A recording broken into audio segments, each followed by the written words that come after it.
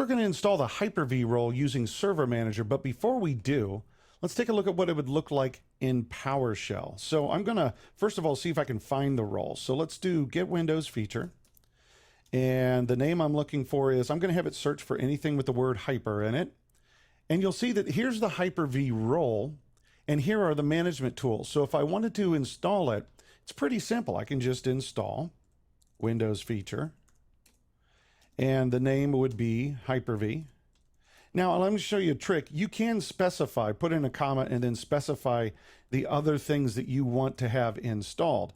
But there's another trick. Since they're management tools, I can just do this. I want the Hyper-V role and include the management tools. And you can also have it restart when it's done. Now, I want you to notice that while we're here, we get Hyper-V, we get the graphical management tools, and we are going to have the new Windows PowerShell module. Now, this was newly added to Server 2012 when Hyper-V 3 came out. So that's one way to do it, but let's do it through the graphical because there's some options I want you to notice as we go through it. So I'm going to open up Server Manager, and we'll go to Manage, Add Rules and Features, and we'll click through here. We'll install a role-based feature. We'll pick the server that I want, which is called Hyper-V 1, and we'll go down and grab the Hyper-V role, which is right here. Now, when I do that, it pops up, and this looks very similar now, pops up with the same information that we saw in PowerShell. Do you want to have these management tools included? And yes, I do. So I'll say add those features, and then click Next. Now I'll keep clicking Next, and now I'm going to start to get some additional questions. First of all, specific to Hyper-V, it points out what Hyper-V does. This is going to allow us to do our virtualization. And one of the first things that we get is that it's going to require a network in order to have the guest operating systems communicate on. So this is where we're going to start creating our virtual switches during this particular module.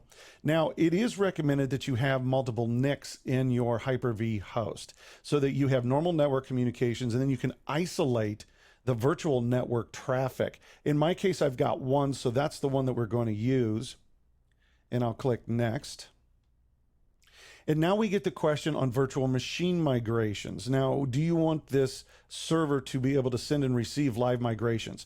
Right now, we're not going to talk about live migrations, but I want you to know that this can be adjusted later. So if you're not sure if you're going to have this server do it right now, you don't even have to select it. And that's why it's not selected by default.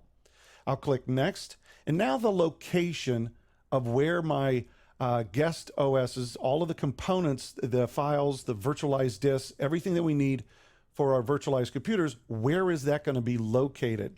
And we can change these locations. Now, I'm going to leave these at the default right now, but something to keep in mind is notice that they're on the C drive. This is where my operating system is. You usually don't want to do that. There'll be a lot of drive contention. So you want this on separate storage where you're going to put your virtual guest operating systems. I'll click Next.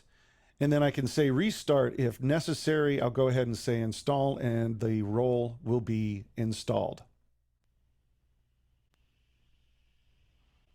Now that the role is complete, you'll notice that it says a restart is pending on this computer. So we're going to have to restart it. I'm going to say close for right now. And now I'll restart my computer. Now, while this restarts, there's the old command that we had before. Let me just hit Control C. I'm going to start this restart. When we come back, what we're going to do is I'm going to take you on a quick tour of the tools that we'll be working with, and then we'll create a virtual machine.